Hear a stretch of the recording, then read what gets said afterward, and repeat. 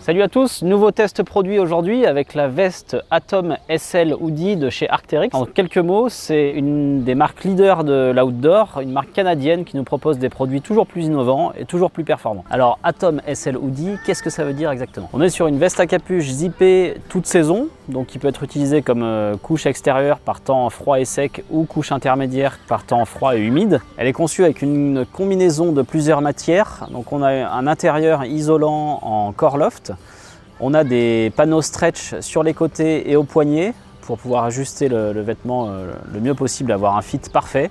Elle a un poids de 285 grammes en taille M, ce qui est assez exceptionnel pour une veste à capuche. Ça veut dire qu'on est presque sur le poids d'une veste coupe-vent ou en tout cas imperméable en trail running, alors que là on est sur une veste montagne. Si évidemment elle est plutôt orientée trekking, alpinisme et ski de randonnée. Et puis on a l'extérieur de la veste qui est dans une matière qui s'appelle Thiono, qui est une matière brevetée par Arc'teryx, qui permet à la veste d'être déperlante justement et pas imperméable. C'est bien comme ça que l'annonce Arc'teryx, donc il faudra prendre ça en considération pour le test. Premier contact avec cette Atom SL Hoodie, comme toujours la qualité de fabrication est au rendez-vous avec Arc'teryx. La veste est vraiment très bien conçue, les poches bien disposées, la veste est agréable à porter, le fit est bon, bref pas grand chose à redire. Sa légèreté est vraiment appréciable, c'est un vrai plus. On a une capuche dans un matériau très fin qui peut être ajusté avec un élastique de serrage, qui est le petit plus intéressant du produit. La veste, elle, est super compacte, on peut la mettre en boule, elle peut facilement être rangée dans un fond de sac et du coup être accessible à n'importe quel moment. Et puis une fois qu'elle est mouillée, le séchage est très rapide, c'est dû à la qualité des matériaux. Même si on est en montagne, qu'on transpire ou que la veste a été mouillée par une averse, elle va très facilement sécher en refuge ou évidemment à la maison. Nos conseils pour en profiter au mieux, on a vraiment apprécié la légèreté,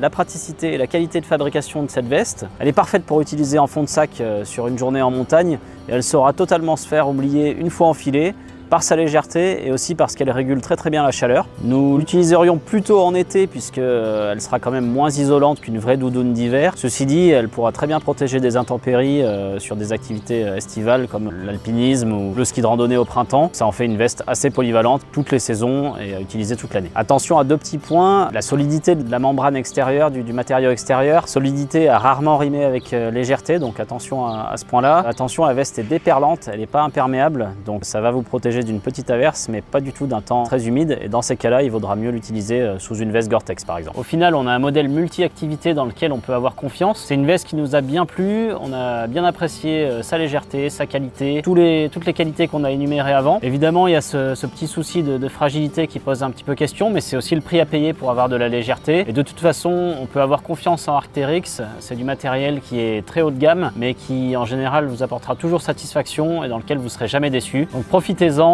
et bonnes expéditions alpines à tous.